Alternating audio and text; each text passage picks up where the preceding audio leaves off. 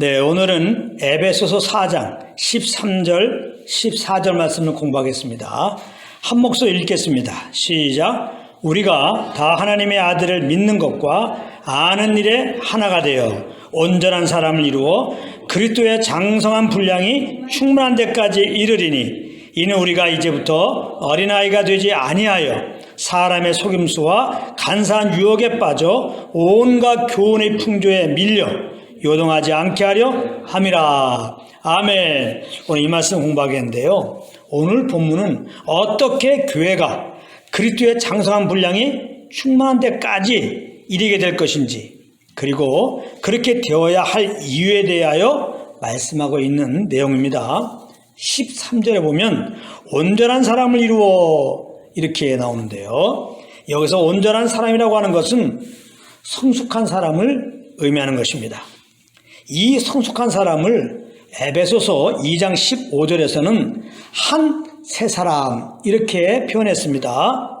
법조문으로 된 계명의 율법을 폐하셨으니 이는 이 둘로 자기 안에서 한 세 사람을 지어 화평하게 하시고 그랬습니다.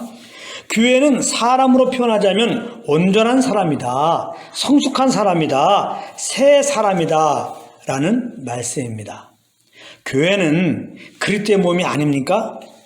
그리스도는 교회의 머리가 되시고 말입니다. 머리와 몸은 하나인 것입니다. 머리가 지혜로우면 몸도 지혜로운 것입니다. 그러므로 그리스도께서 온전한 분이시기 때문에 그의 몸된 교회 역시 온전한 것이라고 지금 말씀하고 있는 것입니다.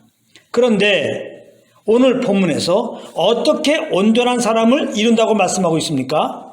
우리가 다 하나님의 아들을 믿는 것과 아는 일에 하나가 되어 그랬습니다.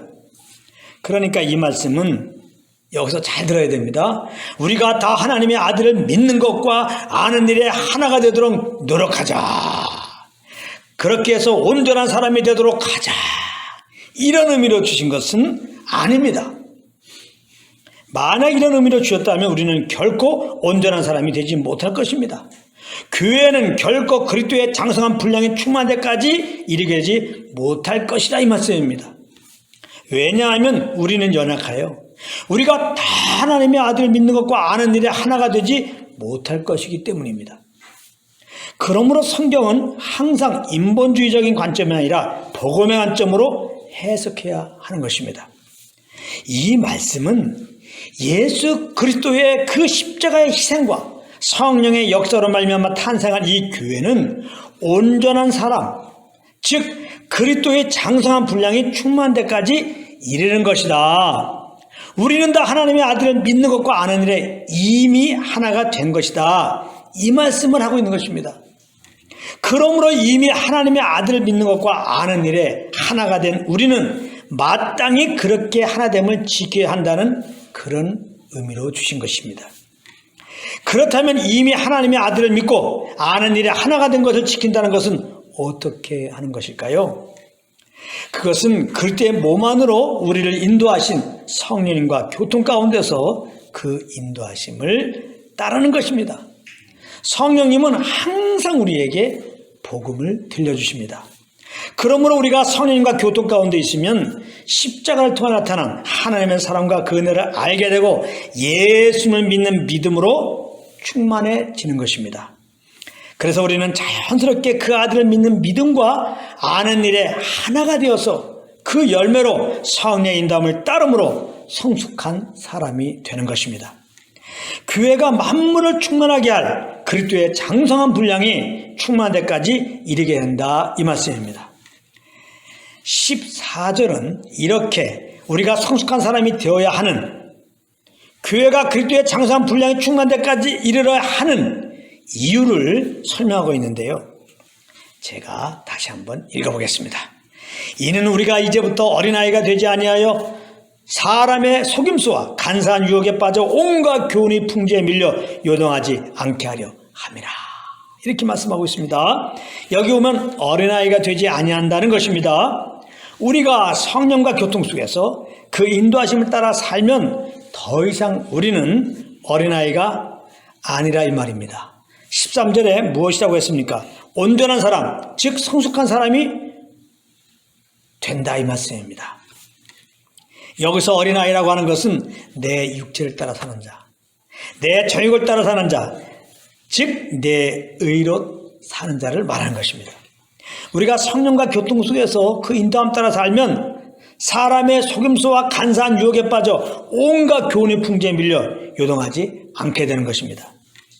여기 사람의 속임수, 간사한 유혹, 온갖 교훈의 풍조라고 하는 것은 다 하나님을 대적하는 이론을 말하는 것입니다. 하나님을 대적하는 이론은 무엇이냐? 하나님의 아들을 믿고 아는 일에 하나가 되는 것에 대하여 반대하는 모든 가르침들을 말하는 것입니다.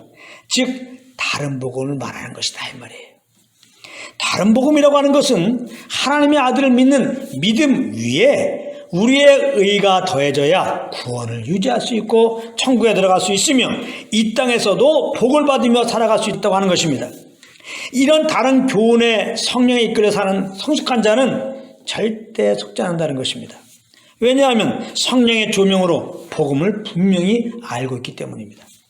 오직 믿음으로 구원을 얻고 구원을 유지하고 천국에 들어간다는 사실을 확신하고 있기 때문입니다. 무엇보다도 성령님과 함께하면서 이 땅의 그 어떤 것과도 비교할 수 없는 장차 들어갈 천국의 영광을 맛보았기 때문입니다.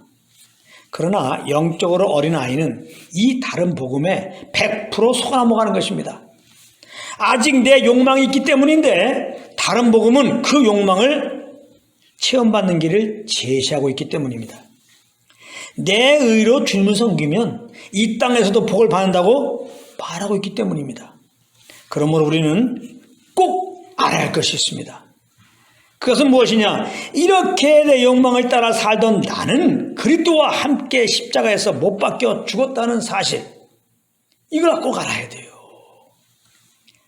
그래서 이제 우리는 오직 우리 안에 계신 그리스도를 믿는 믿음으로 살아야 한다는 것을 우리는 꼭 잊지 않고 기억해야 됩니다. 오늘 성령의 조명으로 이 사실이 밝히 여러분의 심령에 심겨지길 바랍니다. 그런 의미에서 갈라디아서 2장 10절을 제가 한번 읽겠습니다.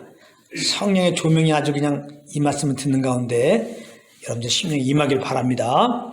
내가 그리스도와 함께 십자가에 못 박혔나니 그런즉 이제는 내가 사는 것이 아니요 오직 내 안에 그리스도께서 사는 것이라.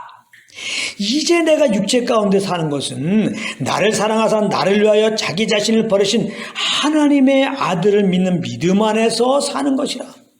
할렐루야. 여기 하나님의 아들을 믿는 믿음 안에 산다는 것은 곧 성령을 쫓아서 산다는 말씀인 것입니다.